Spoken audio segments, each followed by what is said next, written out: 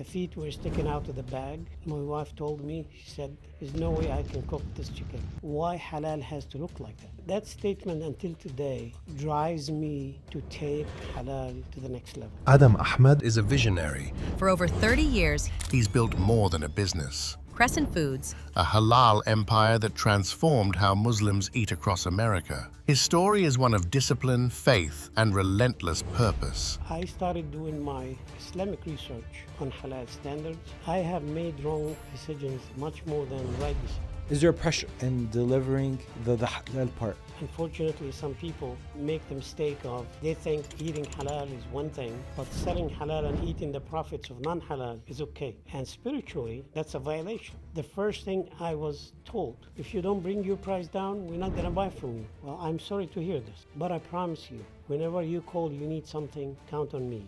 I will deliver. They come back. So what's the halal certificate that a lot of restaurants have? Could that be forged as well? Of course, the worst, the extreme producers who are paying money buying the certificate. So you would have a Muslim sitting on a chair to bless the line. And I call them the Bluetooth and Wi-Fi blessers. You cannot do that. It has to be a Muslim slaughtering. But there are secrets to do things. Are you going to share them?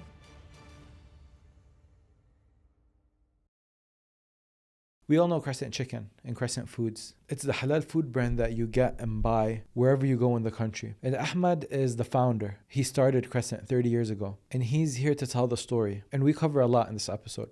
From how he started it, the complications of the halal food industry, the dangers that no one talks about of halal food industry. Can you trust something being 100% halal all the time?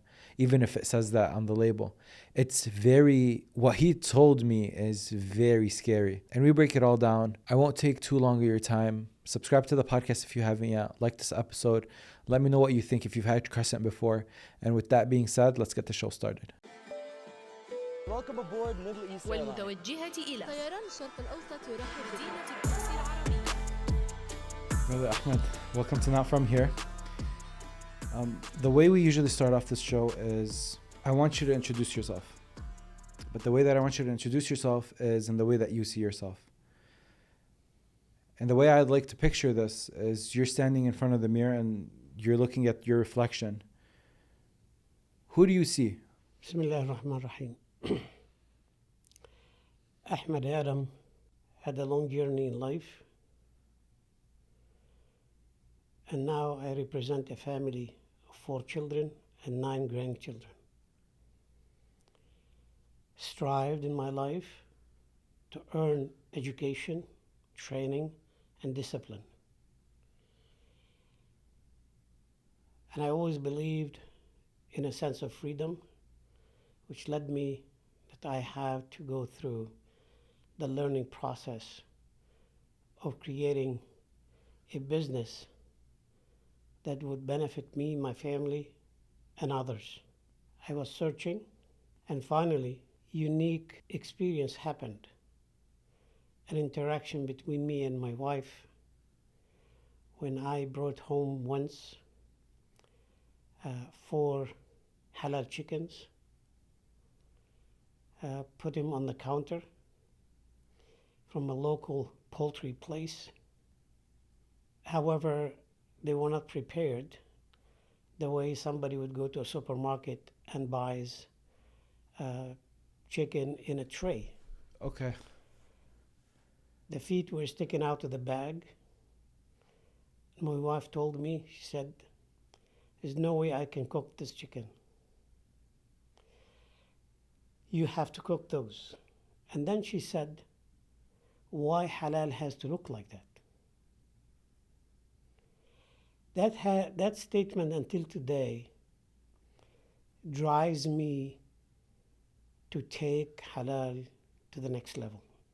The quality, the presentation, the choices, the taste. What bothered you about that statement? Is that indeed because of our faiths. This is food. Food safety, presentation. We all know the eyes eat before the mouth.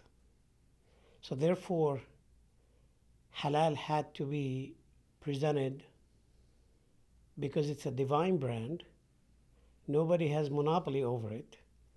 it should really be presented in the right form to consumers across the board with the highest possible standards. So I did some research and I became aware of the types of feed. And the saying goes, and I've learned this from a professor that who was engaged in research in the Department of Agriculture at a state university. He said, safe feed equals safe food. Safe feed. Feed. And we are what we eat, and those animals are what they eat too.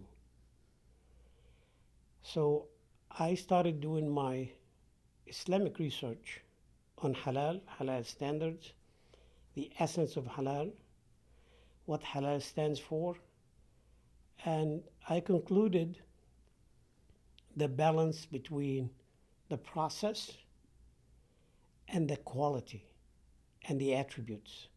Halal and tayyib. And tayyib means pure and wholesome. So therefore, it's not just how I prepare, but what exactly I am preparing. And in modern terminology, we call it clean label. It's healthy, it's safe, it's nutritious. So therefore, in the mid-90s, when I started back in 1995, as I was promoting now, the right feed, vegetarian fed, antibiotic free, and hand cut. Is it hand cut? Every single chicken is hand cut by a Muslim and blessed. And what people don't understand, the conventional way of processing chickens cannot accommodate the perfect hand cut, which leads to the better and best bleeding of the bird, because bacteria mostly resides in the blood. So that hand cut process secures a great deal of food safety and quality. And we decided, myself, and I was consulting with others, how to get this project done. I was lucky to locate a small processing plant in Indiana, in the close to the Amish farmings and farms. I confirmed the feed, and we started the hand cut. And Crescent has been the first brand, the first company introduced halal in a tray pack in the US history. People started seeing clean chicken cuts, fillets, wings, and other chicken cuts in trays, sealed nice and clean. The restaurants started seeing chickens coming in boxes with vacuum seal, because back in the days, a lot of conventional companies across the board, they were using ice pack. Meats were exposed to the air, and that was no good for me. I could not settle for that. So from the inception, we started doing vacuum pack. The blessing is understanding the depth of food safety along halal and tayyib drives your packaging, your distribution methods to ensure those halal products are arriving in your kitchen safe and sound. Now, one thing that strikes me about this is you're an engineer prior to Crescent. And most people would, if they work corporate 9 to 5, they're engineer or whatever, and they face a problem like this or they realize something like this, they tend to not take that first step in creating the product. we tend to be like, someone else will create this for us. Pretty common. Why were you different? I truly, faith-based, logically, I cannot claim to be different. We have a destiny in our lives. And the mercy of our Lord, Creator, Allah subhanahu wa ta'ala, wanted this to happen. Guided, blessed, enabled people to do different things, building schools, hospitals, community centers, teachers, every good thing that has a social impact. I cannot claim that I'm smart because I did not make myself. However, I was enabled and blessed to see that if I put the effort, I will get results. So I chose to put the efforts, sacrifice. And sometimes people focus too much on passion, but forget the dues need to be paid and the sacrifice behind it. I actually cut the first 700 chickens. I drove trucks. I slept in the trucks. I went through storms and hot weather to deliver to the stores to make sure that they have the halal and tayyib. Were you able to see that vision early on? Like now, in hindsight, you're talking about. You said you started in 1995, so you just hit the 30-year mark. Congratulations. Thank you. Now seeing how big Crescent is, you're talking about Costco, Myers, Kroger, everywhere. You can find Crescent. Looking back now, was that clear from day one?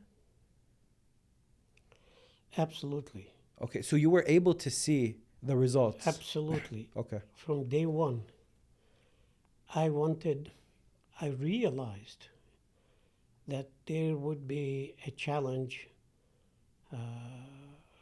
the challenge of being accessible. So we need an efficient distribution network. But from the inception, before even I cut those 700 chickens, I knew and I wanted to get this product everywhere possible. So not only halal consumers, what we call halal consumers, can enjoy it, but also the mainstream consumer, which is so essential because we are presenting a clean label. And that's why we define halal as inclusive of all universal values. It's humane, it's quality, choices, convenient food safety standards.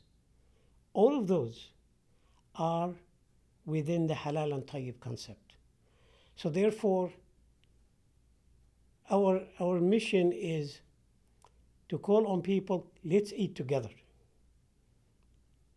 Let's enjoy this together. We work so hard to ensure it's a clean label. And we don't want to deny anybody to access this product. So therefore, from the inception, it was made for all. It wasn't designed for a local community or an ethnic or religious community. It was designed to serve the big picture, the big community. Every person looking for a clean label can enjoy this product. Because to tell you the truth, I don't believe I have the right to impose my religious principles on others. But what I would like to do, I would like to share that value system that we all look for and value and believe in. Who doesn't believe in humane, quality, food safety, choices,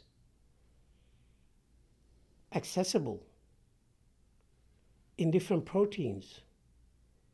And that's what led me to also start offering and working on other proteins like beef and lamb and so forth.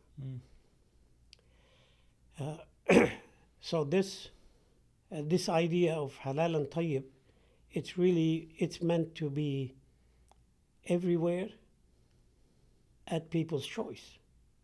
So they have an option to choose.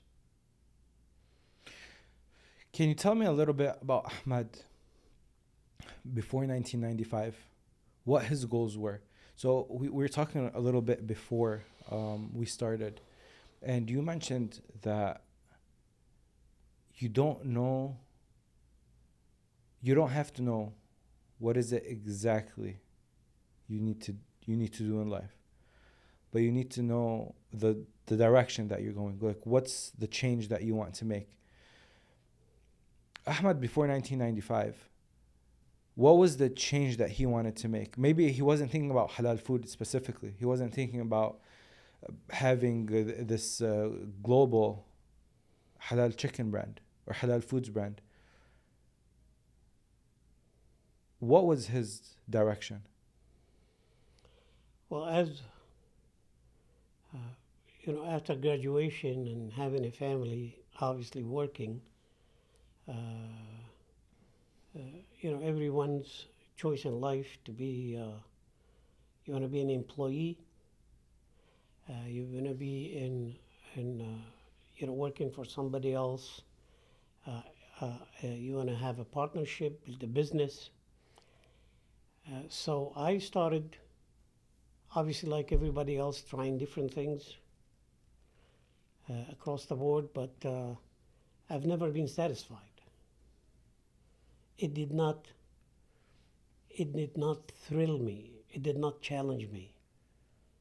It always fell behind. There has to be something different. So I kept trying. And after the internet came about, I started attending, entrepreneur business shows, and I met people coming from overseas, and all of a sudden I received the first email. I presented a business concept which is helping others source products and services. So I received this request from Dubai for halal chicken. It never crossed my mind before. So I did some research and I visited some companies, and that coincided in timing with what my wife's experience was. And I started seeing that, hold it, there has to be something behind this now. And I focused on researching, and I concluded that within the available resources and the priorities, instead of me putting so much time on exports, I worked with the USDA to understand, the opportunity, customs, exports, challenges, finance. And I said to myself, if I design this project to the domestic market, that would be a better opportunity for me now. And subhanallah, that led to the creation of Crescent Foods. That's so difficult to grasp from a spectator view, because when you think about a new product, when you think about a field that hasn't been tapped into yet, there's so many obstacles, there's so many challenges, there's so many new information that you have to understand. Like, just a quick question. For example, did you know how to cut, or did you know how to butcher a chicken before you started? You see, my humble advice to people is, knowledge is power. But knowledge needs to be exercised. If you believe in something, you are in the media now. 10 years ago, were you trained? Did you go to college for this? I did go to college for it, but 10 years ago, no, I had no idea. So therefore, you had to put the effort to learn. So I put that effort. But college, Ahmad, people would think about college as it's books, it's information, you just consume, it's the status quo. Building a product, especially something like halal chicken or halal meat, you have there it's there's so many components to it. You know, from the way the meat should be, like, it's a huge responsibility. The way the animal is butchered, the draining, the cleanliness, the branding. There's so many obstacles that could have stopped you at the idea of, oh, my wife said, why does halal chicken have to be this way? Okay, I want to get this done. How to do it? Again, I am trained to do research. I researched the poultry industry. There was a trade show. I went to the trade show. I started stopping by the booths. And then I visited some plants. I watched how that was done. I decided that I can do this. In addition, the training and education is to really shape your negotiating capabilities, your engagements, building partnerships, understanding the key components in what you're trying to do, such as, for example, the supply chain challenges. So I started engaging with industry professionals that would cover packaging, labeling, process, food safety. So I took courses in food safety. I became certified. I understood what it takes to do a USDA compliance label. And one of the funny things, I had to go actually buy Adobe Photoshop, and I started designing my first labels myself. Yourself? And I would send the file to the printing company, and they would print the packaging. But how I got to the packaging suppliers is through my business partner, who allowed me to actually cut the chickens at their place and do private labeling. And I owe them, they raised me up in the industry. And we have to give credit where it's due. I respected them. We built trust. And for example, they used to ship me products, invoice less than the actual product being delivered. So I would pay them the difference in credit, to the point where their accounting department would say, we trust your accounting more than ours. That trust is priceless. That allowed me to grow. That allowed me, that they would give me the opportunity to grow and support me in there. The kindness, the art of negotiations, problem and challenges solving. You have storms, you have trucks break down en route, what to do, and so forth and so on. So I started understanding those challenges and building my knowledge and expertise, but utilizing every resource I come across.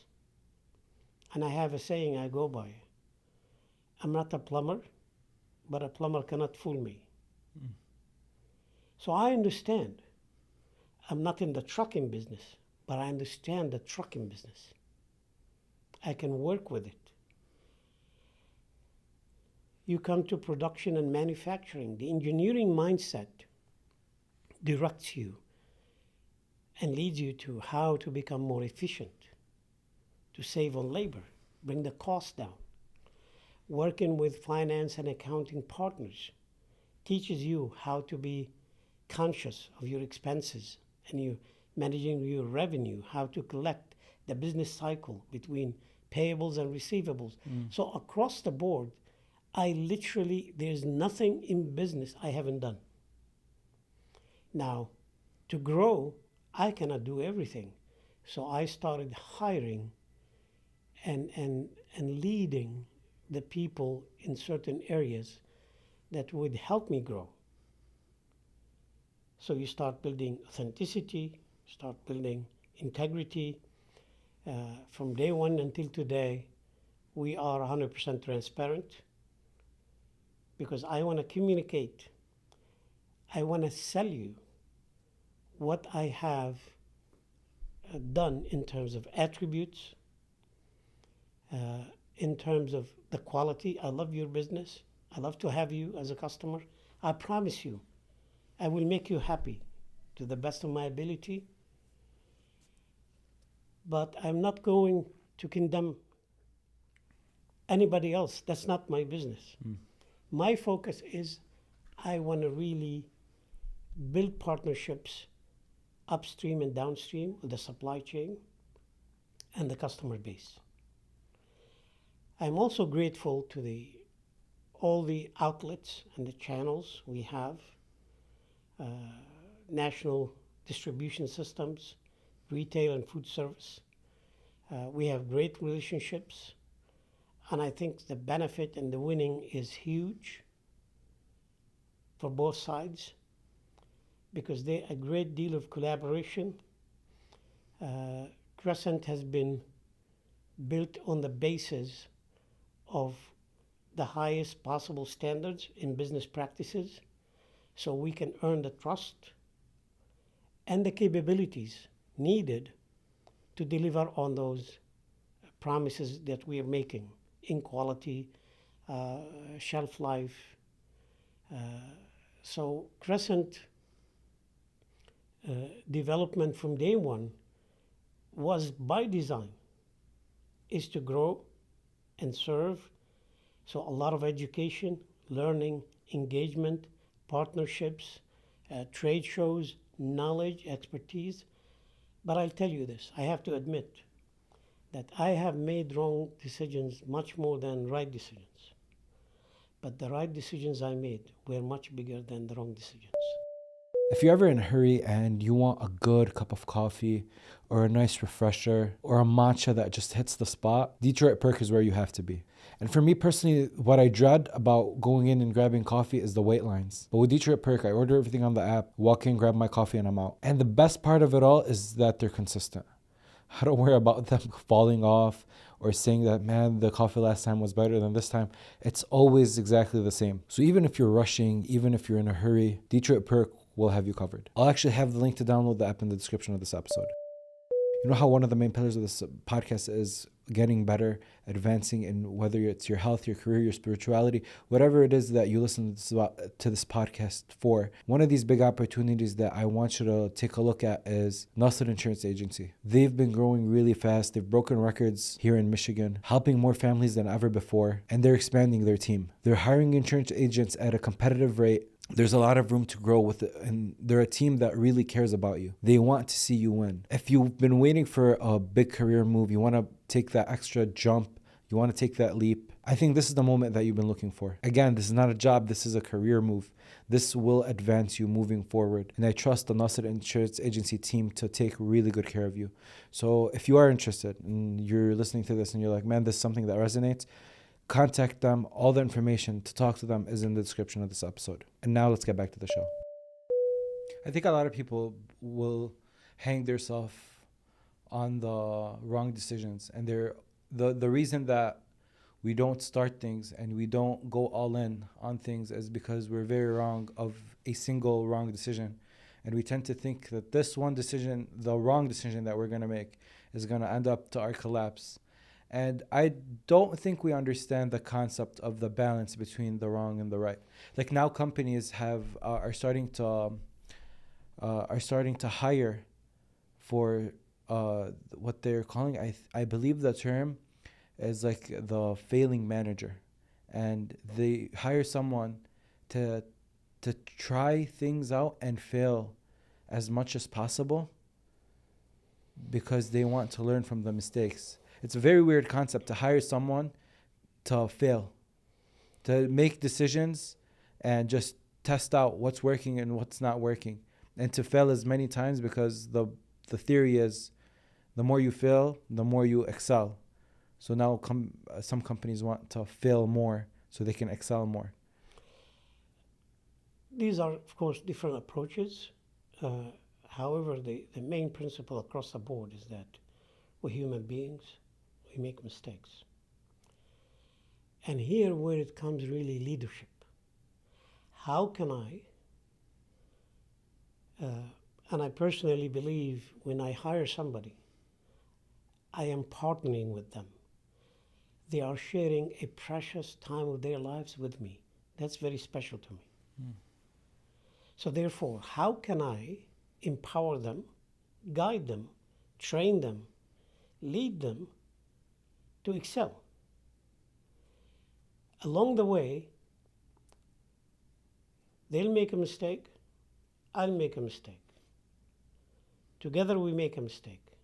That's not the point. The point is the art and science of learning from those mistakes and build on them to advance and move forward. Because you will never ever find anybody that doesn't make a mistake. You know, your phone freezes, right? It needs charging. Your equipment fails. What do? Trucks don't show up on time. What do? You make an appointment to deliver through a tight window, traveling across the nation. The truck doesn't get on time. That shipment gets rejected. What to do? It happens. But overall, leadership will be the key, is how to handle those mistakes and those challenges. How do you become a better leader? I think that's, I think that's something that people might think right now, is that, okay, you're talking about what a leader should do. How do I get to that point where I am a sufficient good leader? You know, I don't want to claim to be an expert.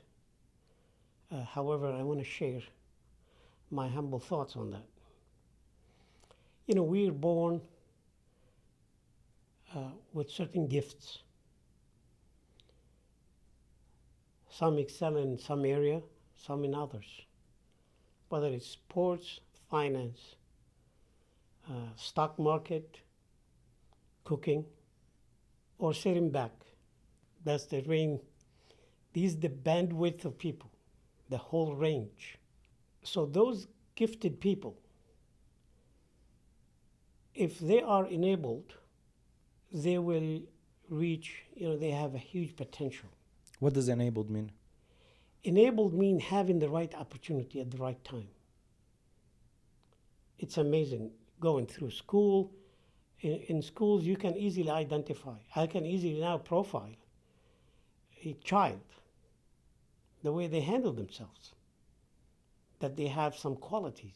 They're gifted in speech, in courage, in honesty. They don't lie. They love. They care. Or otherwise, everything else. So therefore, understanding leadership, the simple definition is where managers do things right and leaders do the right thing. A long time ago, I've learned from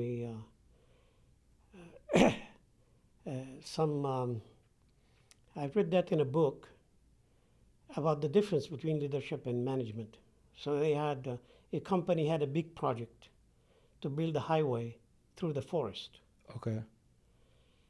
So when the project started, reports were coming to the leader of the project. We are on budget, we are on time, we are efficient, and the plan's going great. The leader, he wanted to validate that. From his leadership perspective, that was not enough. So he took a chopper, he flew above, and he realized they were going in the wrong direction. So you can be productive, efficient, on time, on budget, everything else, but you're going in the wrong way, in the wrong direction. That's leadership. is to make sure the company, the brand, the efforts, the resources are being put in the right way to accomplish and go in the right direction. So where I wanted to go with Crescent, I knew. And I always kept realigning the direction. Because at the production level, the plants and all of that is great. But there's a saying, who am I selling to versus who I should be selling to? So I could be selling in a market where it's backfiring on me. So therefore, you've got the price issue in business. How to address this challenge? Whether it's a small little papa mom store in the neighborhood or a big chain, which leads you to how can I position my brand, my product, in a market that's highly competitive. It is very challenging, but there are secrets to do things. Secrets? Of course. Are you going to share them? I might share some, just for you. Okay. So we'll cut. For example, one day I came across a flyer, little brochure that said how to sell at a high price in a low-income area. That sounds very funny, right? It's very interesting, to be honest with you. I'll give you a realistic example that's happening today. Okay. I was at the store yesterday. They were selling Dubai. I'm not making Dubai chocolate advertisement here, but a tiny little piece of chocolate for $2, and they can't keep up. How come when they go to buy chicken, they negotiate the price? So I realized through experience, people will pay for attributes they value. And I've seen from the 80s to the 90s until today, the sales of luxury cars or higher end have increased drastically versus simple basic options on the cars before. What's happening? People are willing to pay for luxury things, the wants, focus on the wants more than the needs, so they divert their resources into the new things. How many people were lined up on the new iPhone coming out? It's very expensive. You go to, respectfully humble income people in line to buy an iPhone. That's very expensive. More expensive than a big flat TV. Because they want that. So they're willing to get the money to pay for it. It's a human psychology. In our case, well, I don't have an chicken. I have a standard protein. However, I'm trying to get across. And I realized if I brand the attributes, so I've got the brand, and I'm branding the attributes, promoting, this is hand-cut, veg-fed, antibiotic-free, it's healthy, it's clean label. I'm striving, I'm pushing through. I got a better service, better shelf life. I have more choices. I go to the marketplace and I listen. I listen to restaurant owners and storekeepers. One of the major chains in the country, I cannot name them on your podcast, Imagine as we walked into the VP meeting, the first thing I was told, your reputation is ahead of you. How come? What happened that I have earned this recognition? It's very weird because I don't know either. And then when I think about Crescent, I think about high-end chicken. This is more premium halal chicken, but I don't know where I got that from. It's the reputation, it's the integrity, it's the transparency. This brand is clean, it's transparent, no hidden agendas. You can visit, anybody can visit and see the process. All the claims are valid. Sometimes they tell me, okay, if you don't bring your price down, we're not going to buy from you. Well, I'm sorry to hear this, but I promise you, whenever you call, you need something, count on me, I will deliver. They come back. So the issue is not price anymore. So I go to the next level where I am promoting my services. So first To support the product, to support the brand. In some places, some chains, some outlets, whether online or brick and mortar stores, based on their customer service, some places you go there, you can return the product anytime, no questions asked. You feel comfortable. You build trust. You have faith. You go there, you buy. You don't have any fear that if it doesn't fit what you were looking for, you will be stuck with it. Versus you go to others where, no returns. Sales are final. You have to make a tough decision. And if it turns out that did not fit what you were expecting, you will not go back and buy from that place anymore. Learning from the mistake now, right? Especially with something as critical as food. People tend to have a bad experience with food, and then that will stick for them with them for a very long time.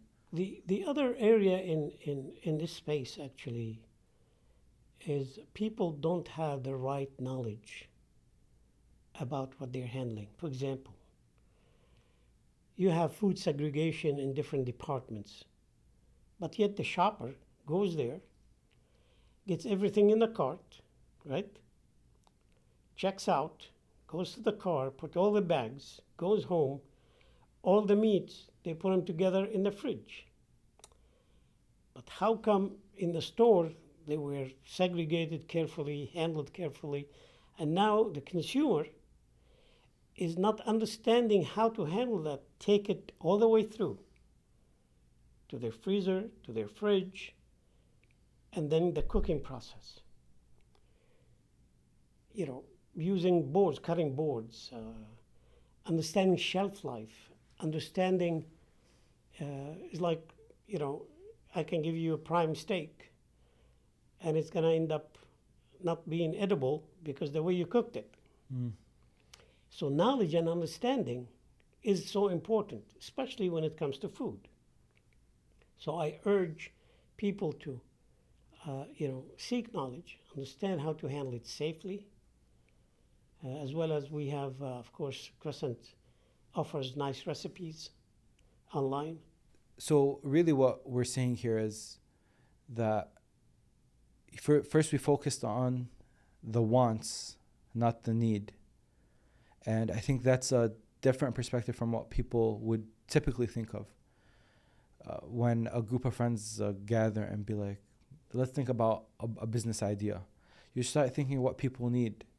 But in a day and age now where innovating in that way is much more difficult because markets are typically saturated, pretty well established, we have to focus on what people want. See, the backward engineering is successful ideas come from understanding the void in the market. For instance, you have a huge rapid growth in the cafe and coffee shops, Correct. which is great. It's fantastic. It's amazing. But soon you will see it will taper off because the market will be oversaturated. What would be the opportunity now is for people who are seeking to be in business, entrepreneurs' ideas, and so forth, is to look through the market, understand it, and define what is the void. Because you need to differentiate yourself from others. You can't just copy and think you're going to be successful. That's an easy way. You know, you have your own investment, family, whatever the case may be for finance, but it's everybody else is doing it. So I think especially our communities, they need to be creative, innovative by understanding and researching the voids. What is missing? Another burger joint or a gas station? Or, for example, let's say, is it technology? Where you have, improving communications and how people connect with each other. I feel like people tend to copy a lot. It's easier to see, oh, this coffee shop open, I could probably do that. Let me change maybe names of items and put them. But the what you're talking about is something that we don't see too often. Well, it requires, for example, in the meat industry, the food industry overall, it requires a lot of understanding. I started the first 700 chickens with a $5,000, cashier check. That's all I had to pay. Okay, I wanted to ask you about like starting funds, what you started with. That's how I started. Okay. Once I built trust, I started having line of credit. What would have happened if that $5,000 that you had to pay, was that all you had to pay? That all you had Yes. with you to pay? So if that $5,000, the 700 chickens, it didn't work, now what? I think that's a fear also. You see, It still has potential. anything can happen. Yeah. Even if you're the smartest, whether you put 5,000 or 5 million. You do your calculations and you study and everything else, the plan is going well, anything can happen and it falls apart. This is life. You do things with the faith that you've done your homework and your expectation and hope that it will work. Obviously, sometimes when it's big, you have to have plan B in order to be, at least if this doesn't work, what else? Do I need to start from scratch? But I think, obviously having gone through college and training and having enough education and knowledge and life experience, you tend to believe this is going to work.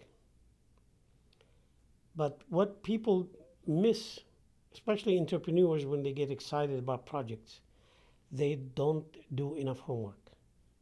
They don't do enough market research. They don't validate. The idea. I went to the stores, the local stores, all different communities. And I asked the storekeepers, I asked the people if I made chicken in trays, nice and clean, and these are the attributes, veg fat, antibiotic free, hand cut, would you buy it? Would that give you value? And instead of always having to buy the whole bird.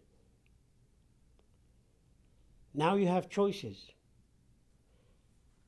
And the overwhelming majority of my research directly with the community who actually going to buy the product, they confirmed that they would buy it. So you kind of got a feel that this idea would work before you even started. I think that's what people don't think. They think they need $1 million always to start, and all they need is a little effort and putting time in. See, there are three major principles in business. The first one is define. The second is measure. The third is manage. If you cannot define the business and thoroughly understand the business and the boundaries of it, you can never measure it. You can never put a numbers together. The budget, upfront cost, operating cost, startup cost, how long I will get, revenue with profits. All these measures cannot happen if you don't have a defined concept. And if you cannot measure it, how can you manage it? You're not going to have the boundaries, the limits. It's just somebody like, for example, on the 4th of July buying a box of fireworks.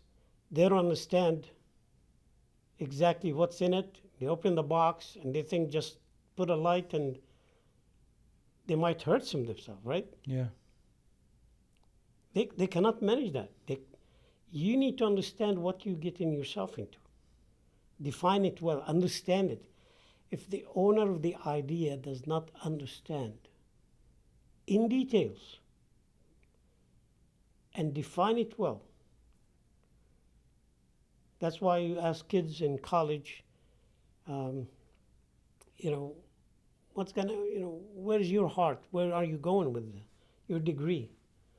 They start going left and right. They don't have actually a clear idea. That's a problem. That's the problem, starts there.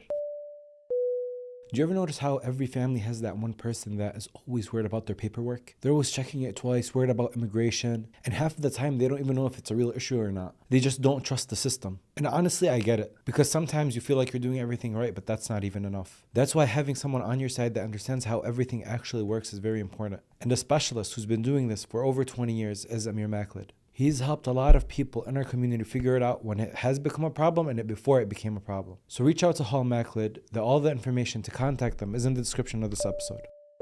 Most people think that tapping into their home's equity is a very long, stressful, and annoying process. You might think that at first glance, but it doesn't really have to be like that. Mortgage Connections offer home equity lines of credit that closes in 5 days. And listen to this, no appraisal, approval within minutes, and you get to choose your own rate and term. It's quick, it's flexible, it's designed for these people that understand that there's a lot of equity in their homes and they can use that equity to pay off debt, start a project, or just have peace of mind. When you listen to it, it's almost unbelievable, but Mortgage Connections make it happen. You can get started on your home equity line of credit and the link in the description of this episode. And now let's get back to the show.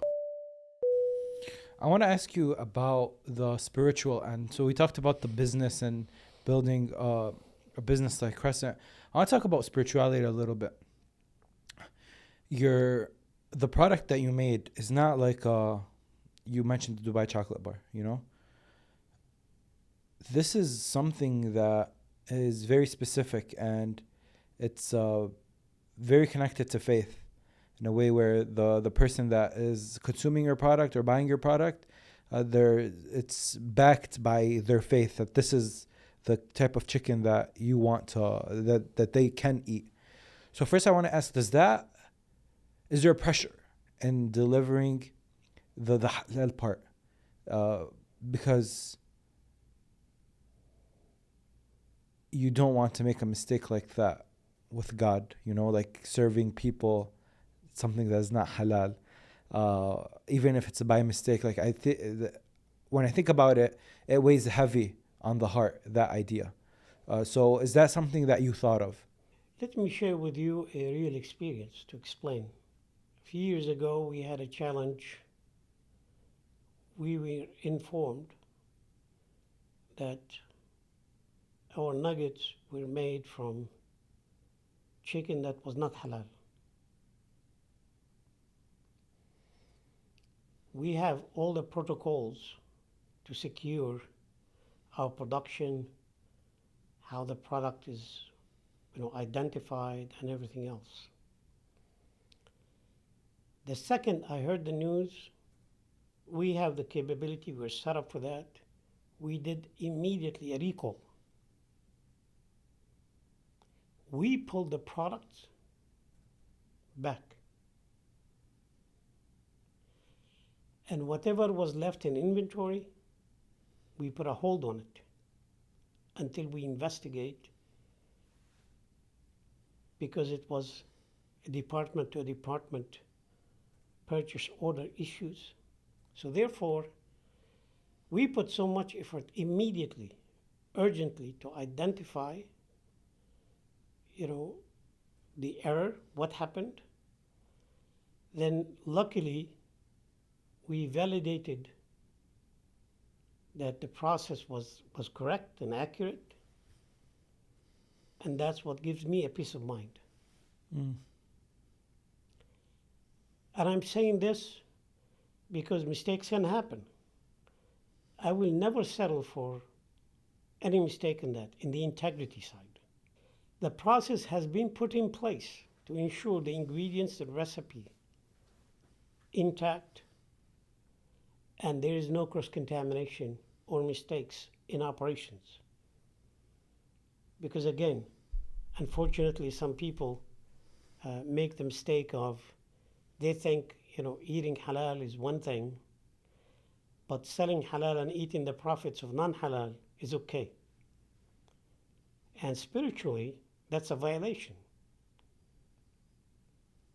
So I cannot just bring to my home, oh, this is hand cut, this is clean, this is Crescent.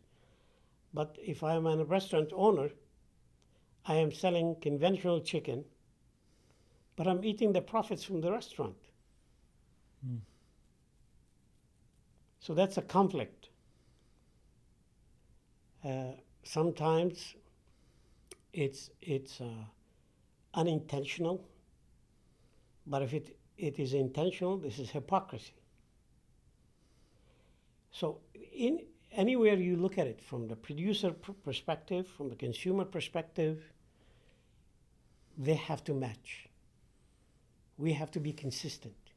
How has your relationship with God changed since the birth of Crescent until now? The relationship with God, our Creator, Allah subhanahu wa ta'ala, it's never ending. It has no limits.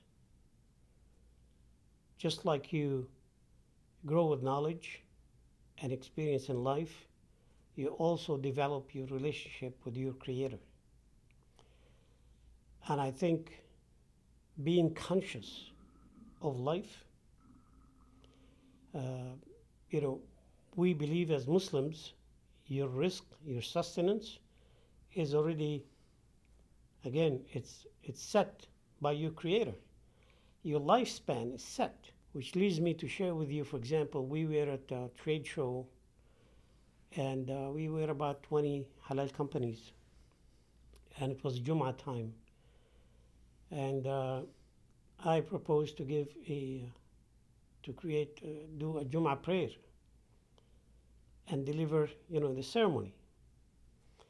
And I talked about competition in Islam, because the climate is business, and we need to understand what does it mean competition in Islam. So I want to compete with you with the intention not to put you out of business, but to serve the consumers better. I am willing to compete with you. It's like racing on the racetrack. Those runners in lanes, there is nobody trying to trip somebody else, but they're focusing on their skills and their muscles and their energy to win, to be faster, to deliver better. So I compete on the basis of I want to serve better. I want to improve on my product, the value I deliver. It's a value system. In the spiritual process, I want to have a peace of mind that I am earning what I'm doing. I'm honest, transparent. I deliver. I don't abuse halal. Not because I have a label halal, I'm entitled. No, I am not. It's a divine brand. It has to be done right. Because in the industry, the challenge is you have halal certifications, but there is no audit to ensure the integrity. That's why Crescent, from day one, we took the initiative. We adopted the policy of transparency. Anybody in the community, imams, leaders, business owners, they can visit and see for themselves. And the labels are accurate and validated. Because when you're in the store, really you're communicating with the label, correct? And I put some effort in trying to actually, that leads me to this thought of introducing the idea of a national, American halal standards.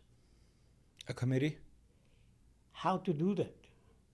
How to ensure that any product that's labeled halal has integrity. Just like if you go to buy, let's say, a labeled organic product, I don't think you're going to call the mufti, right? Mm. Is this organic or not? We seem to take it for granted, right? That this no way can be labeled organic if it wasn't. Mm. Can we reach a point where the halal products, if something is labeled halal, it is halal, that's it. So we need to come to understand what would be the minimum level of standards that would allow that to happen. There are 3 areas, after experience, attending conferences on the subject overseas, in the US, where there needs to be a national halal council made up of Islamic scholars, scientists, industry leaders.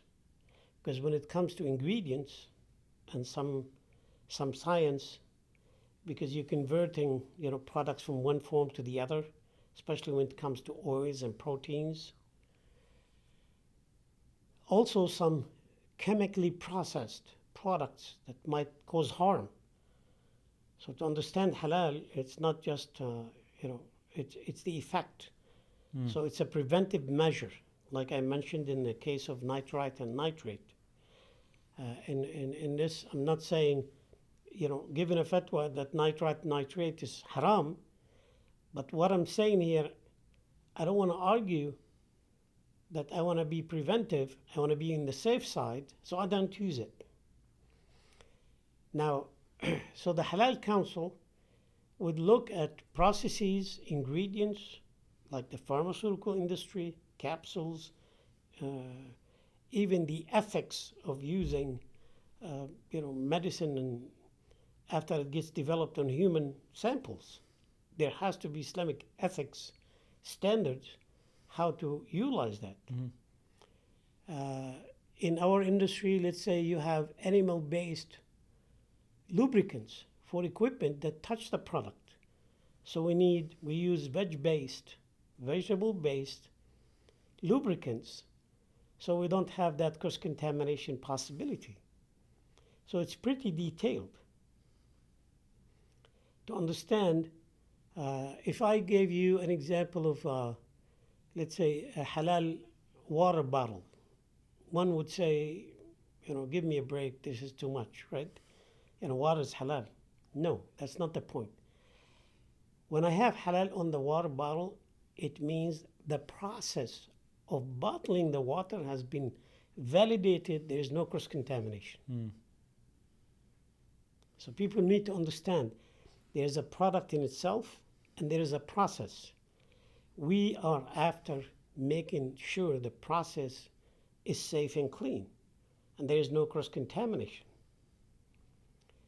So the Halal Council would look at ingredients, processes, and come up with a final ruling that's mature, makes business sense, because you have the team of Islamic scholars, the science, and the business leadership. Operationally efficiencies are in place. Because at the end of the day, you cannot create a nice, beautiful halal product that nobody can afford to buy because of your non-efficient production, techniques. So that Halal Council decides on halal. The second is we have to have a third-party audit to ensure there is no under-the-table business between the certifier and the producer. We have to have checks and balances. So a third-party audit needs to overlook at this. And the most important piece here, for this to be enforced legally, ANSI has to develop the standards, the American National Standard Institute. They don't define halal, the Halal Council will do that. But the entire process methodology of developing the standards would be in compliance with government regulations and laws. Now, you need an entity that owns this standard now. The halal certifiers now become like attorneys and doctors. They have to be licensed, authorized to certify. So with the third-party audit, with licensing, it's just like any other profession. If the halal certifier was found to be, forging or not in compliance, they would lose their license. They no longer can certify halal. So what's the halal certificate that a lot of restaurants have? Could that be forged as well or Of course. paid for? Unfortunately, throughout my knowledge and experience, doing really heavy research and meeting with different government entities in Southeast Asia and the Middle East and Europe and the US, that unfortunately some, the worst, the extreme worst is when you have producers who are paying money buying the certificate. So some restaurants do that. No, I'm talking about production now. Production. Big, vertically integrated operations. Okay. Whether it's in the beef, chicken, turkey industry, whatever. So they actually buy, pay money just to get a certificate.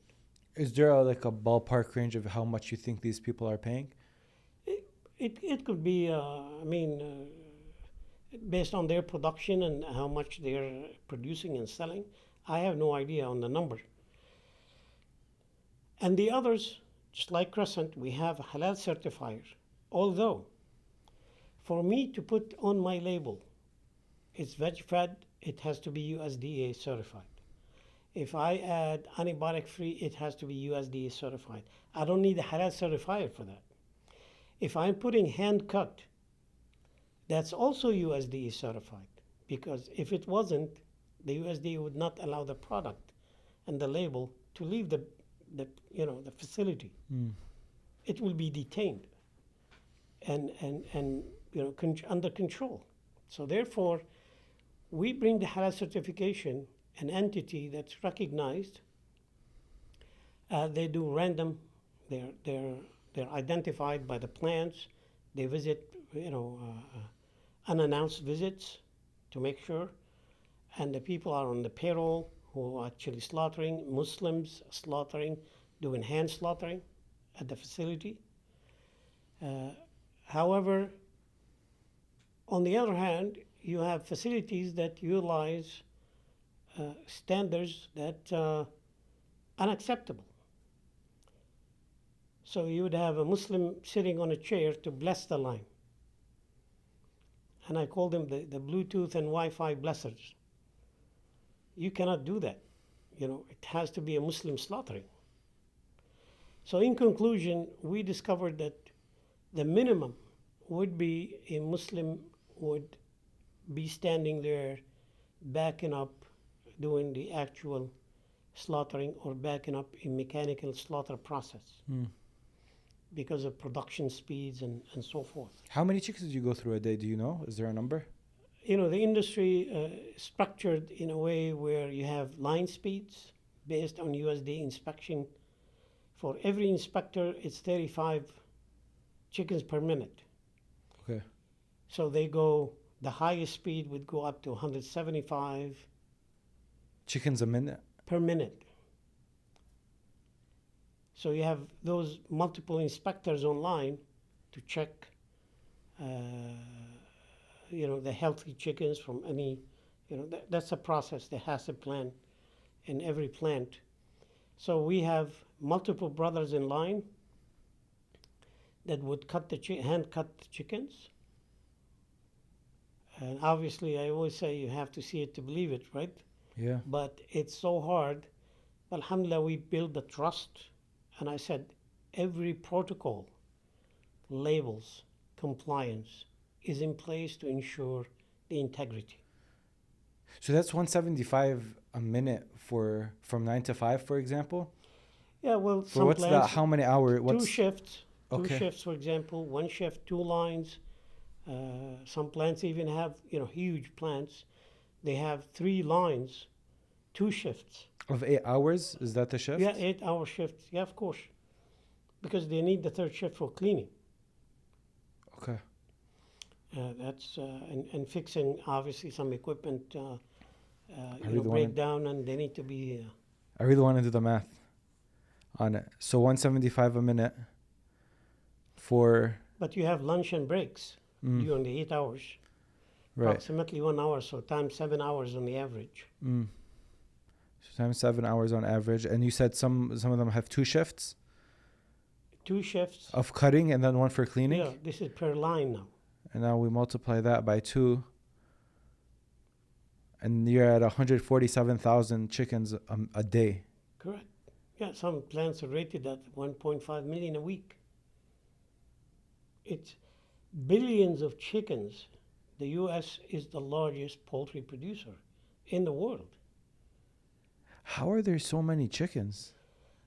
Well, I always think about that. How are they, where are these chickens? This is what they call, it's a vertically integrated, industry. It starts with the farming, where you actually have what they call husbandry. Chickens and roosters to produce fertilized eggs. Those then fertilized eggs are moved into hatcheries, and they get by laser high-speed machines. They get inspected for their integrity, because you don't want to put eggs in the hatchery, 21 days that's not fertilized. So they go through the process, 18 days hatching and incubation, and 3 days for hatching. So 21 days total. 21 days. And of course, they are big, huge plants, and they are equipment. They control the temperature and humidity and rotation of the eggs in order to be to produce a healthy, full chick. It's just crazy that we're able to keep up with that with that type of demand. But you're looking at industry that's, some companies, they are 120 years old. So they have come a long way to be vertically integrated, meaning they have the hatcheries, they have the feed mills, where you have huge, high capacity tons of grinding, soybean and corn to produce the feed. The feed gets transported to the farms, mostly, big companies contract farmers. The largest size, let's say, farms would be about 42,000 per house. So the house of chicken would host 42,000 chickens. And typically, chicken farms are within a certain radius from the slaughterhouse for logistics, because when they pick up the chickens from the farms, you don't want to drive too long with live birds on the trucks to get to the slaughterhouse and the processing plants. And then it's highly automated, a lot of equipment. It's fascinating, but it's been built over a long time, so it's well established. I remember the first time I went to the first Walmart that received my product, my brand. At the time, I did not have the capability to do what we call pre-pricing, case ready, meaning I actually print the price and label in our plant. So when it arrives at Walmart, they put it immediately on the shelf. So they have to bring the product to an area where they actually weigh it and put the price on it. So I asked the gentleman that was working there, I said, have you received Crescent products? He said, yes. It's still in the back. I said, can you bring it, please? And he brought a box. I opened the box and I held a tray and I shed tears. I cried because it was a milestone accomplishment. This took so hard work to qualify to be in Walmart.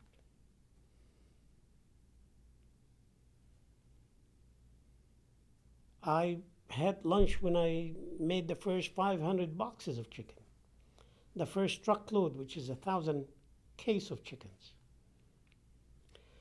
And now when I travel to different cities, and believe it or not, we drive in the country, then we come back and, to have dinner or have lunch somewhere, we search for halal restaurants, and I go there and I find out that restaurant carries Crescent chicken. It's just so fulfilling. It makes me happy. It makes me confident. It makes me hopeful that doing the right thing pays off. We don't compromise. We don't cut corners.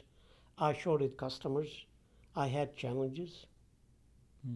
Look, Ahmad, a lot of people who have that driving force, from what I've realized from the conversations that I've had to go through very dark places when they were younger.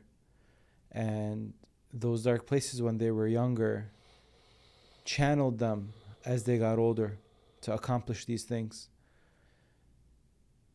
Did you experience a dark moment that put that fire in your heart?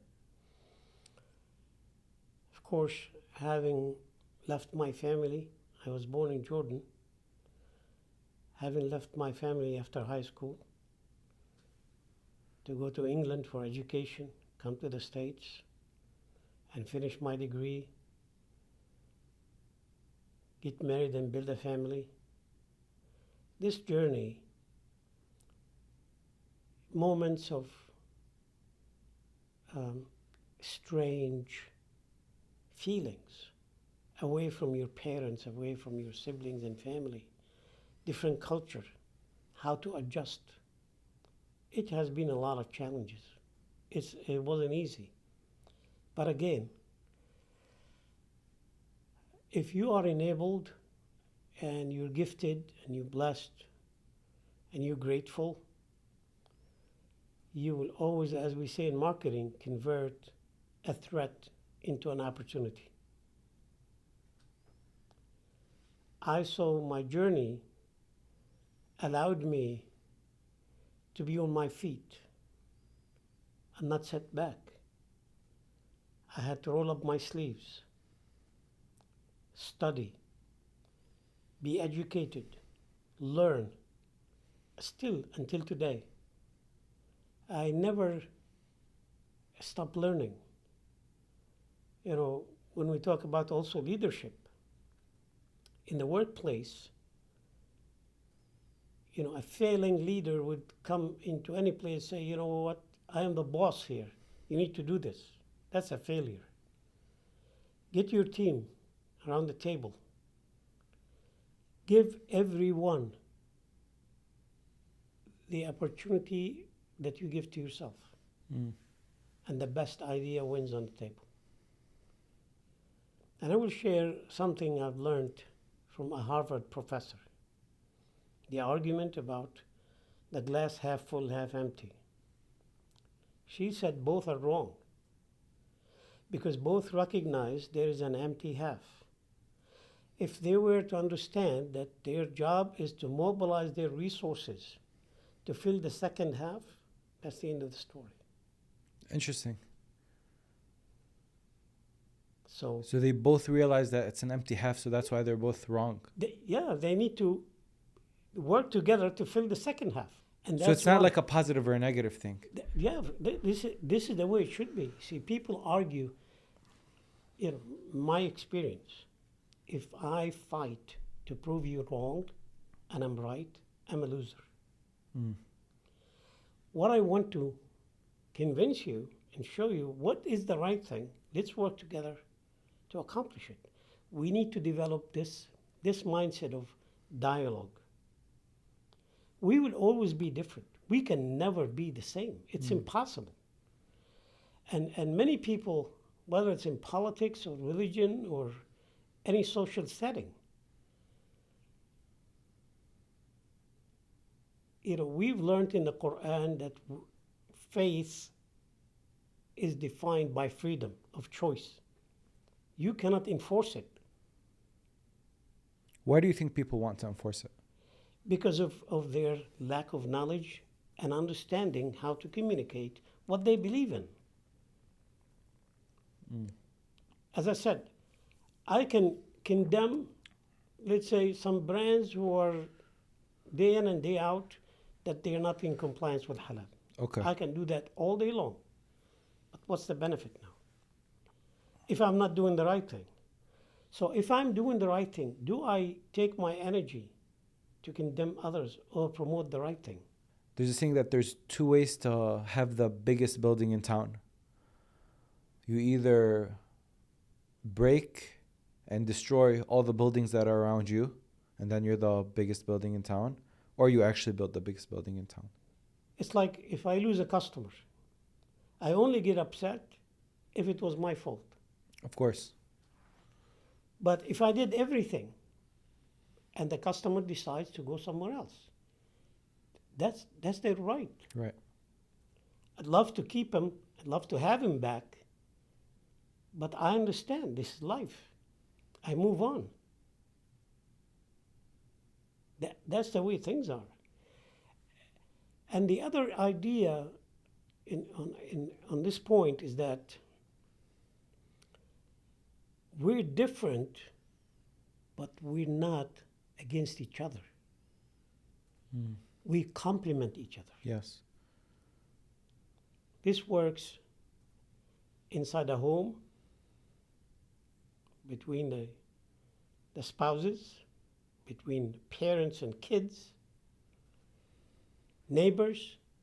We complement each other. We need each other. Don't we need a baker, We do. pilot, Uber driver, mechanic, chicken farm? It's endless. So by looking at everything different, it's for me because we complement each other. Right. It's just said that people look at other stuff or other fields or what other people are making. I think the currency is what makes people do that. And we live in this this capitalist society where it's you're on the hamster wheel, and you always have to feel like you're outpacing everybody else. So you're always looking at what everyone else is doing. But what you're saying is if we look inside and you just focus about whatever you're trying to do, be the best at it. And that way we actually build a strong foundation for a very productive and valuable society. But if we're going to keep looking at what I'm going to look at your pockets, what are you doing? And Let me share with you a sales experience. Yeah. By all means, I'm not a sales specialist. I don't claim to be so, but so one of my first experiences to go to a mainstream, independent stores. So I had an appointment. I went there. I went through the stores. I understood the different products. Believe it or not, I went into the aisles to see the dry foods, to see the meats. I wanted to understand the audience in that store. Who are the customers? And I want to understand also how the ownership addressing the needs of that market. So I went there with my products, my sell sheets, and pricing. And the owner said, you know what, you're too expensive. I cannot have you here. I said, if you don't mind, I have two questions for you. He said, what's that? I said, I noticed you have expensive coffee brands and products in your store. That means you have a customer base that's willing to pay more. Second, I'm just curious, why do you make a decision on behalf of your customers? Why don't you give me the opportunity to partner with you to serve your customer? And the customer then will decide. He said, you are a toughie. I said, no, but this is common sense. Let's partner together. Give your customer the opportunity to have a choice, a different choice, a fresh choice. And we've been partners since. Great partnership. So you could see that I am not looking, when he said, you overpriced for me, he was looking at abstractly, just on the price. He didn't see the depth of the value of my offer. So I had to explain that. And this is how you win your argument. Not because you're forcing it, no, because you have presented it in such a way that makes a total sense and we win as one. So that was the beauty of that experience that, of course, led me to do more of the same. And I discovered that, wow, if we go about another experience with a big national chain. He said, I cannot have your nuggets in the store. I can only have the whole muscle, straight, raw chicken breast and so forth. I said, that's not fair. He said, why? I said, with the halal consumer, they come in as a family. And we have to have something for the kids. So the mother would buy the whole muscle to cook dinner for the whole family. But for kids in school, they need nuggets. And then he said, that makes a lot of sense. So you could see, by you understanding your mission, you cannot force it, but you negotiate. And you present it in such a way to define the need for it. And there are, endless stories of such a thing. Yes. Well, Brother Ahmad, this was a fantastic conversation. I really enjoyed it a lot. And you, like I said earlier, your product speaks for itself. And I think more than anything, I think the takeaway from this episode is like understanding what it takes to build something meaningful to provide society in general. And I think you've nailed that. And I wish you continued success in all your future endeavors. And that's all. I wanted to thank you, Jaafar, and thank your audience. I appreciate the opportunity. Let's build on this. Let's grow the idea of awareness in the consumer halal base to help them make the right decisions. They deserve to be protected, that when they land at a halal labeled product, that it is truly halal. And my goal is not to meet their expectations, but rather to exceed them. And I promise you more products to come. So we become a one-stop shop, a household brand that trusted with a lot of choices. And let's grow together. Inshallah, we will. Thank you.